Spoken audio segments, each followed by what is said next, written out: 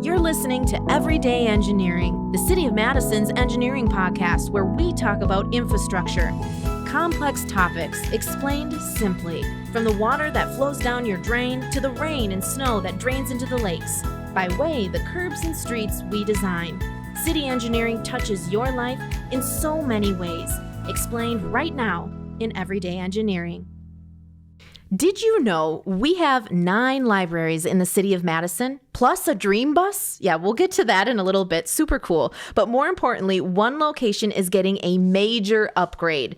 On the east side of the city, a community welcoming the new Pinney Library with open arms, and it's going to be beautiful. It is beautiful. My name is Hannah Mohelnitzky, City of Madison Engineering Division Public Information Officer, joined today by engineering architect Amy Scanlon and Madison Public Library's Neighborhood Library Supervisor, Sarah Lawton. Thank you both for being here. Thanks for having us. Thank you. Let's talk all things Pinney. We're so excited, and so is the community. First things first, can you both share your specific role in the progress of the new Pinney Library location? So what have you done in the project, just so that our listeners know and get to know you? Sure. So I, Amy Scanlon, am an architect, and I work in engineering, and I am serving as a project manager on this project. So what I do is I oversee all of the different processes for getting the library to operate in this space. So from the construction to working with librarians, I'm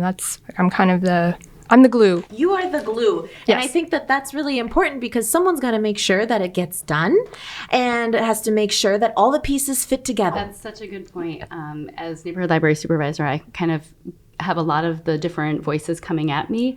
And Amy has done such a good job of helping to prioritize those voices. So I'll come to her with a list of things and say, okay, the librarians want this, and I'm hearing from the community this, and the facilities folks are interested in this. And she'll say, okay, everyone has priorities, but we have to figure out the project's priorities. So that's been a really great learning experience for me as a neighborhood library supervisor, to just see how these projects are managed by engineering.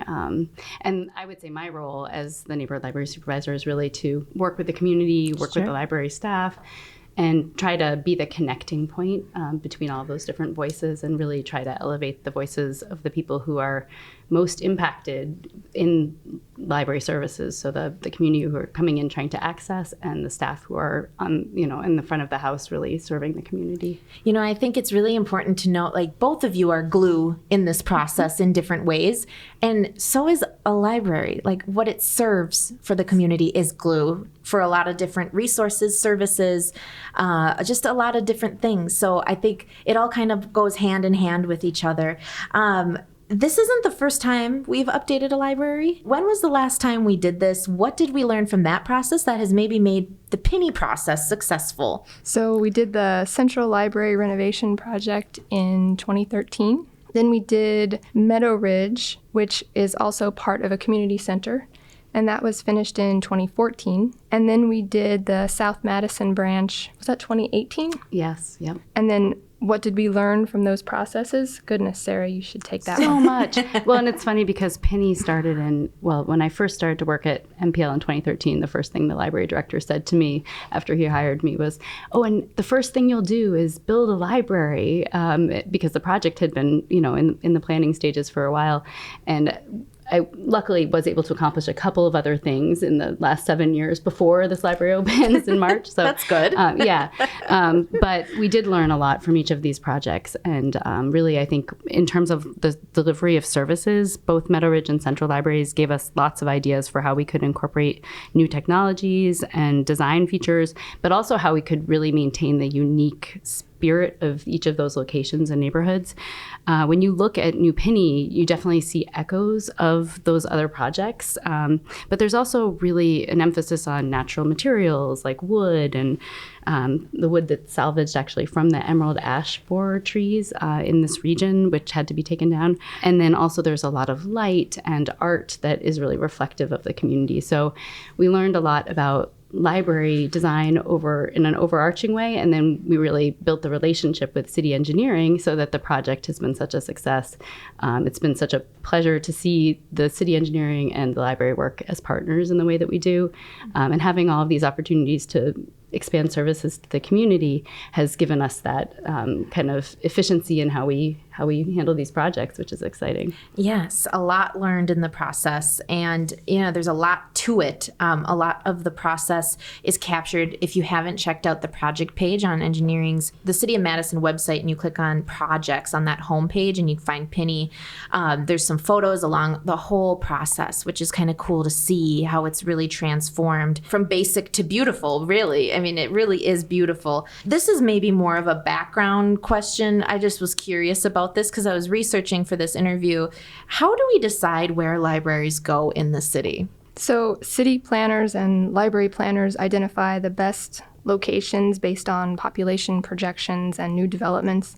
And the idea is to make sure that city services like fire stations and parks and libraries are conveniently located for all city residents. So that's why we only have 9. Sure. And a dream bus. And a dream bus. And we'll get to the dream bus later. I love that. The new Pinney is beautiful, like we were talking about, in the pictures. You can check it out. Can you both kind of share what went into the vision for the new library and, what makes this one different? We kind of touched on it a little bit, but I think... Yeah, and that connects kind of to how we make the decisions of where libraries should go, Sure. Because we really do work hand in hand with planning and with other city departments just to really look at community needs. And in this particular case, we had, in 2016, we released an East Side strategic plan for library services, and that kind of used New Pinney as its foundational piece. We really recognize that as an anchor institution, libraries can play such an active role in both reducing both social and economic disparities among Madison communities. And so we're really focused on making sure that the libraries are sited at places where they can be those hubs for resources. And we're really excited that Pinney will serve as kind of an East Side hub in that way. MPL really worked to develop an equity-informed approach for determining locations. And through that strategic plan, we took a really deep look at demographic data, community infrastructure, and land use in the context of this enormous growth on the east side of Madison. And through that process, we developed a community conversation tool. So we went out and spoke with and had actually communities speak for themselves through our Tell Us process. And what we did with that data was to create scoring criteria for citing future libraries. And we were looking at reaching new and underserved populations, supporting economic development, and also sustainability. And as we look to the future, the highest scoring area for future libraries was in the Rindell Park area. So that's something that we're actively applying to future projects. That's one that we're just hoping to launch in the next couple of years. Yes. So that kind of ties in with the vision of what we know we want in a new library. What are some of the unique features about Pinney? We touched on a little bit, local ties to art, sustainability features. What are some cool things that we will be able to see or feel or experience when we walk into that new, beautiful building? Well, the art, certainly. We have many pieces. I'm thinking of 4. You might have to help me. But we have Michael Villiquette. Tom Lozier has done some whimsical wood pieces with ash. Let's see, Emily Balsley and Yanni. What is her last name? John, yeah. Sure. Yanni John. Sure. And that's local artists. Local artists. Yeah, we worked with the Madison Arts, and we were able to get some funding from the Madison Arts Commission through an Art in Public Places grant program. And we also used some of our Madison Public Library Foundation funds to leverage those projects. And it was really exciting because we were able to put out an open call for art submissions and then go through a juried process where the community helped us select 2 final pieces for these large projects. And then we've really incorporated art throughout the process, really inspired by Madison's commitment to having all projects include art. And it's been great. I mean, city engineering is at the forefront of really pushing that through the projects, along with the help of Karen Wolf, who's our city arts coordinator. Yeah. So what will we see? So whether it's art... That's a great question. Yes. What will we see? Paint the picture. So yes. Old Pinney, it was like one big room. And no matter what was happening in the space, like if one person was doing something, then everybody was involved. And so walking into New Pinney, I think First, people will be greeted with just a long view of the space, of the collections, the books and the materials that really draw people into the library much of the time. But there'll also be great spaces for engagement and creativity right as you walk in. We have the Pinney Studio, which is a hands-on, multi-purpose space where we'll have artists and folks helping to support community wellness in that space. It's kind of like a drop-in place where maybe there's a project happening. People can come in and mess around a little bit and then continue on. We'll also have a wonderful welcome desk where you'll see library staff and be able to interact. We really want to make sure that the library staff and the community are maintaining strong relationships because the library staff are, I think, almost the most important resource we offer at the library. We also will have kind of separated areas. So there'll be a public technology area with computers, but there'll also be laptop checkout. So people can take a laptop to a wonderfully comfortable chair and with a lot of natural light and sit and use a library laptop. And then you'll also have a kind of a separate youth area. And we're really focused on a lot of space for youth and families. The East Side has many public schools within a 5-minute drive of Pinney. And we also just have noticed with the demographics, just a huge boom in young families and a lot of Spanish-speaking residents. So we've been focusing on creating a lot of space for youth and particularly for younger kids 0 to 5 and their caregivers to really explore early literacy and learning through play in our play lab space. So lots of light, lots of art, lots of wood. That's actually the wood culled from the emerald ash borer trees that had to be taken down. So it's just going to be a gorgeous space. And we really hope that when people walk in, they'll see themselves and their community reflected in both the materials and in the space. That's really cool. Amy, do you have anything to add from the selection of what was chosen or, furniture or anything like that? I mean, that we're missing that Sarah didn't hit on? No, quickly, maybe the sustainability pieces. Yes. We have natural daylighting in this building. Let's see. The geothermal heating and cooling system. What does that mean for anyone who's not familiar with geothermal? Oh, sure. There are behind the building, let's see, that's the north side of the building, there's a parking lot, and under the parking lot are 21 wells that are drilled hundreds of feet into the earth, and we're taking the heat from the earth to bring it into the building and heat the building in the winter months. So it's a geothermal system. In the summer months, the cool temperatures of the earth are blown into the building and make it a cooling system as well. Mm-hmm. So we're not relying on gas furnaces and things for this building. And with all of this, we're trying to get LEED certification. And LEED certification is, if people aren't familiar, I ask these questions because I want to make sure that, whoever's listening, even if they don't have that background, they understand what we're talking about. Sure. So LEED certification is a way to make sure all of our city buildings reach a certain standard of sustainability. And we are trying for silver certification here, which is not the highest, but a pretty good and a good start. Level. Yes. And it's great because we are so high tech, in this building, and there are a lot of these features that are almost invisible. Like you won't see the geothermal when you walk in, but it's the foundation of the whole facility. There's also a raised access floor so that as the library evolves and new technology comes out, we'll be able to do rewiring or, kind of changing things around without having to drill into concrete and, do a massive renovation. So that's an incredible thing.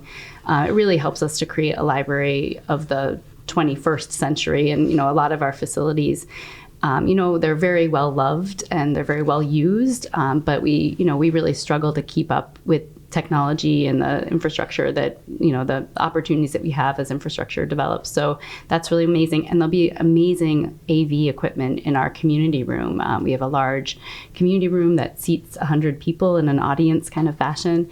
And there'll be the possibility of, having meetings there that use technology, and we have cameras and screens and all sorts of stuff. So sound system, features that we just have never had in the library before. So it's really exciting. Time. Yes. Yeah. Yes. Well, as we wrap up here, a few important dates coming up. Opening March 12th, 2020. The Pinney Gala fundraiser, February 29th. 14th and 15th an opening celebration during regular library hours all weekend long with free activities, music, tours, all, as the new library will finally be open to all, which is really exciting. And then also on March 12th, there'll be a grand opening and ribbon cutting ceremony. So, of course, communications will go out on all of these important dates to make sure that the public is well informed, again, before, during, and after.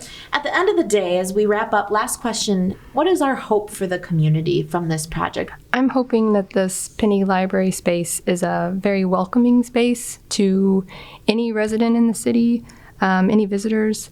I want people to walk in and feel like they've found their comfortable place. That's beautiful and almost exactly what I was going to say. I feel like we want to emphasize the library as a space where everyone feels like they belong. And there aren't that many spaces in our community where you're kind of right up against people that you might not live next door to, or maybe your kids don't go to the same school. We don't have that many public spaces anymore where you walk in and you sit down next to someone. And we've really tried within the Pinney Project to create a space where people will interact and where we will use that library as a platform for the community. So we're not doing everything for people. We're providing a platform where people can come in and, figure out what they want to do to really learn, share, and create together. So that's my dream. That's your dream. And I have one more question because we teased it earlier in the episode.